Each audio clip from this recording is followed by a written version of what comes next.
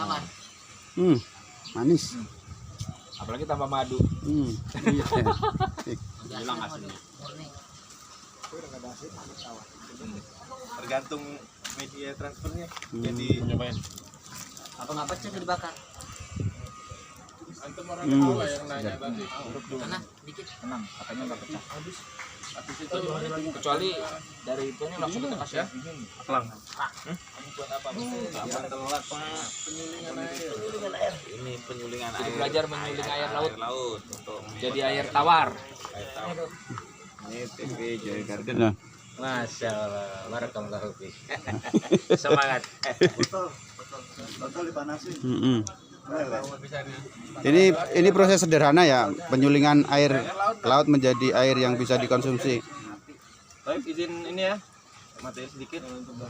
Bismillah. Assalamualaikum warahmatullahi wabarakatuh. Waalaikumsalam warahmatullahi wabarakatuh. Alhamdulillah wassalatu wassalamu ala Rasulillah wa ala alihi washabbihi ajmain. Izin ya. Saya di Petualang Muslim sekarang menjabat sebagai ketua dewan pengurus.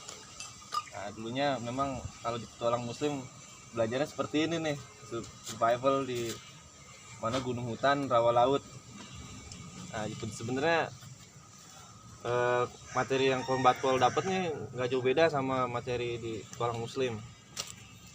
Berkesinambungan juga. Kalau Sarnas kemarin kita di gunung ya, di gunung hutan. Kalau ada yang pernah ikut di gunung hutan, kita nyaring air ya. Nah, sebenarnya prosesnya sama nih, masih berlanjut. Kita nyaring air, gimana air yang kotor supaya bersih, kemudian dimasak dan disterilkan dengan alat-alat yang sederhana. Nah, ini kan karena kita bicara survival ya, jadi bertahan hidup. Kalau ada materi saya bisa isi materi dulu pakai slide, nanti ada jenis-jenis survival, tahapannya banyak sebenarnya. Nah, kalau ini dengan alat-alat sederhana masih level-level sekian. Ada yang survival dengan tangan kosong sama sekali. Tangan kosong sama sekali. Di gunung hutan saya baru coba di gunung hutan aja tangan kosong. Kalau di laut baru dengan alat-alat sederhana aja. Karena kita materi sekarang ini si survival ya. Kalau si survival itu bagaimana caranya kita bertahan di tengah laut. Ada VWET. Kalau di offshore ada sertifikasinya WET tuh mahal, 20 jutaan. Jadi gimana caranya supaya ketika helikopter jatuh dia bisa lolos, bisa escape. Helikopter under escape apa T-nya lupa. Nah, itu marinir juga memfasilitasi sertifikasi WET. Di Indonesia banyak operatornya sekarang WET offshore, termasuk dalam kegiatan kemanusiaan, khususnya SAR di laut. Tentunya nggak ada yang mau kalau kita seorang SAR itu kecelakaan ya, tapi kalau udah kecelakaan kita harus siap. Makanya ilmu survival ini ilmu yang tidak ada yang mau diamalkan. Dipelajari wajib, tapi jangan sampai diamalkan.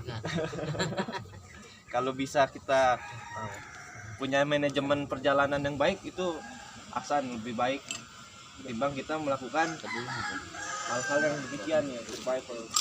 Tapi memang intisari pelajaran survival ini daya tahan hidup. Bagaimana kita semangat punya mempertahankan hidup kita meskipun dengan peralatan yang terbatas. Nah, menyangkut tadi SAR di laut itu risikonya juga tinggi dengan kecelakaan. Banyak tim SAR yang juga ikut menjadi korban ketika melakukan misi kemanusiaan. Contohnya ketika di penyelaman pengambilan jenazah di Kerawang pernah di Lion ya, itu dive master, the master kecelakaan di bawah laut, meninggal. Emang aib kalau seorang rescuer itu kecelakaan, itu aib, tapi qadarullah. Kita hanya berusaha ya, sebisa mungkin kita minimalisir. Nah, ada yang survival di pesisir, karena berhubungan tadi survival di tengah laut, si survival ketika mempertahankan hidup mengambang di lautan, nanti itu dengan sendirinya biasanya kan ke pesisir atau ke pulau-pulau. Nah, kalau ke pulau terdampar ya, mau nggak mau kita menyiapkan ilmu survival di pesisir atau rawa laut. Kalau di ketentaraan ada rala suntai, rawa laut sebelum pantai, itu survivalnya sama begini. Karena prinsip survival itu ada yang pertama adalah air, kemudian makanan, kemudian shelter dan lain-lain, gimana caranya bisa lolos. Nah ini namanya penyulingan air laut jadi air tawar, itu bahasa itunya distilasi air atau bisa disebut desalinasi air. Jadi sistemnya sederhana begini. Kalau sekarang sih udah banyak peralatan yang bisa kita beli, harganya cuma masih tinggi. Mengolah air laut cuma udah pakai elektronik, pakai solar panel, bahan bakarnya air laut kita saring, kita olah, kita siap minum, bisa udah ada yang jual alatnya. Nah, cara kerjanya sama seperti ini, panaskan, jadi uapnya diambil. Jadi yang kita minum adalah hasil penguapannya. Nah, itu karena titik didih garamnya berbeda. Ketika diuapkan, kadar garamnya akan larut di botol yang lama. Ada 2 botol, yang satu untuk nampung, yang satu untuk tempat asli air lautnya. Ketika dipanaskan, air garamnya akan tertinggal di sana, jadi uapnya aja, sehingga air yang di botol satunya lagi menjadi tawar dan bisa kita minum. Kemarin kalau komplit kita tahapannya nyaring, salinasi sama sterilisasi. Tapi sekarang karena keterbatasan waktu, kita coba ini aja dulu ya, desalinasi air. Itu ada